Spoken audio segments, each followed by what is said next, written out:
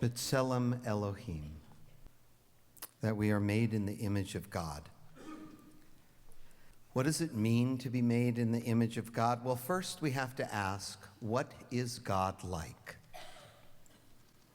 People have been asking this question forever, and there have been many, many attempts to portray God. Moses saw God for the first time in the burning bush, but traditionally, God has been portrayed as a powerful, masculine figure with a white beard, wielding awesome power. But God has been translated into as many different images as there are cultures and peoples. Even today, we have images of what God might be like.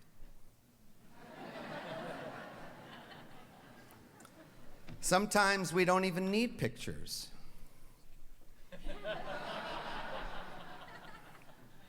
Some of us want proof that God exists.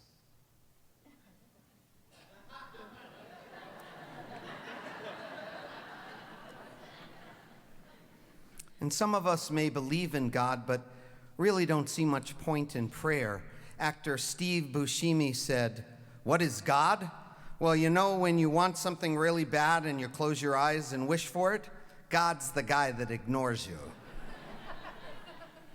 Just as an aside, I would respond to him and say, don't think of the things you didn't get after praying.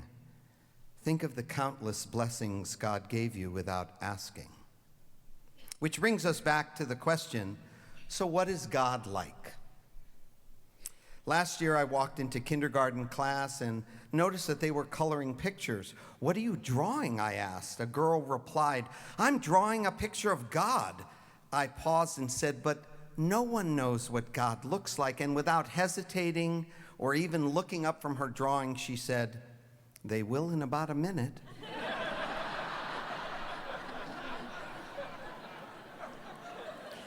So I wrote this poem for the children. It's called, "What is God?"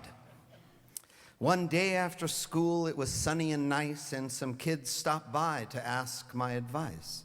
They were having a discussion, and here's what's odd. They were arguing about, what is God? A boy and a girl, they were friends, I could tell, got into a fuss and started to yell. The boy said, "God lives out in space, out really far, and he rocks and rolls on electric guitar. He knows every tune, he knows every chord." And that makes sense, 'cause he's the Lord. "No way," said his sister. "That's so absurd. The angels play the music and God sings the words." Then another girl spoke and said, "Yes, yes, I saw God too, and she wore a dress of glittery, sparkly, shimmery red, and stars dropped off her as she flew overhead. She had a magic wand made of marmalade, which she used to grant wishes to people who prayed. I've never seen anything quite the same, and I know it was God, 'cause she knew my name." Then a young girl said, "I use my ears. I've never seen God, but I know what I hear. God's voice gives me courage. If I'm scared or sad, if I'm lost or alone or just feeling bad." Another boy then raised up his hand and said, "I think I understand. God's a spark inside my mind that gives me hope and makes me kind." So we talked until it was time to go, and we finally decided that no one knows. God isn't just a spirit floating in the sky. God isn't just a twinkle in your best friend's eye. God isn't just the wind blowing round the world,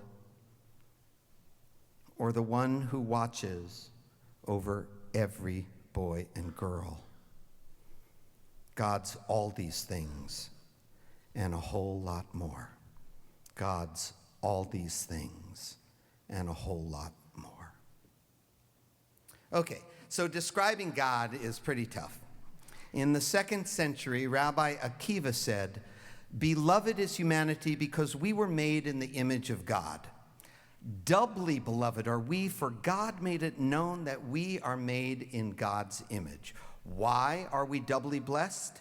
That we know we are created B'Tselem Elohim, in God's image? Well, it informs us that we are not alone, and that we must try to be holy. Each one of us has something significant to contribute, for each of us manifests a unique divine gift. And while each one of us is created in God's image, not one of us is exactly the same. B'Tselem Elohim, created in God's image, teaches that each person's life is holy and valuable. So, if you know that everyone is created in God's image, how should you treat those around you? How should you treat yourself? In the 1960s, Rabbi Abraham Joshua Heschel said, "Every action counts and every word has power, so choose actions and words that will make the world a better place." Because we are made in the image of God, you matter, and what you do matters and ripples and reverberates around the world. So live your life every day with this knowledge and ask yourself what you can do to contribute to make yourself,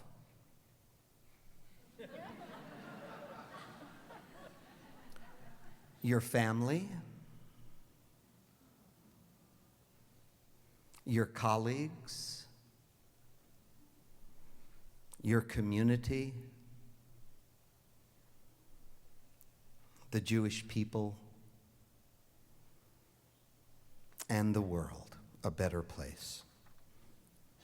B'Tselem Elohim, this image of God is a possibility for each of us to live into, something to aspire to and to work towards on this Yom Kippur. Let me close by saying that just as we are made in the image of God, what we do and what we say really does make a difference. There was a woman who survived Auschwitz, one of the worst Nazi death camps, and she tells this story. "I went to Auschwitz when I was 15 years old. My brother was 8, and our parents were lost. We were getting on the train going to Auschwitz, and I looked down and I saw my brother's shoes were missing, and I said, 'You're so stupid. Can't you keep your things together for God's sake?' The way an elder sister would speak to a younger brother. Unfortunately, it was the last thing I ever said to him because I never saw him again. He died there. So when I came out of that horrible place, I made a vow. I walked out of darkness into life, and I made a vow, and the vow was, I will never say anything that could not stand as the last thing I ever say." Now, can we make that vow and keep it? Probably not. We will speak harshly, we will hurt others with our words, and we will make ourselves wrong and others wrong. But it is a possibility to live into. May the words of my mouth and the meditations of my heart be acceptable in your sight. Be acceptable in your sight. Oh God.